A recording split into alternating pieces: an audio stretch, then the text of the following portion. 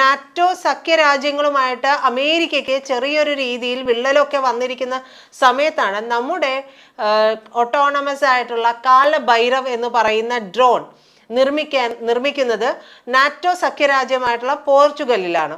അപ്പോൾ India NATO സഖ്യത്തിൽ ഇല്ലാതെ തന്നെ ആ നാറ്റോ സഖ്യത്തിലെ ഒരു പ്രബലമായ സ്ഥാനത്തിലേക്ക് പോവുകയാണ്. സ്വാഭാവികമായിട്ടും പോർച്ചുഗലിൽ ഈ ഒരു കാര്യം നിർമ്മിക്കുന്നു എന്ന് പറയുമ്പോൾ ഇനി അടുത്ത ചുവടുവയ്പ് എന്ന് പറയുന്നത് മറ്റ് നാറ്റോ രാജ്യങ്ങളും പലതരത്തിലുള്ള സഖ്യത്തിൽ ഏർപ്പെടാനും പലതരത്തിലുള്ള ആയുധങ്ങൾ നിർമ്മിക്കുന്നതിലൊക്കെ ജോയിന്റ് വെഞ്ചറായിട്ട് നിർമ്മിക്കാനും ഒക്കെ ഏർപ്പെടാനുള്ള സാധ്യതകളൊക്കെ കൂടുതലാണ്.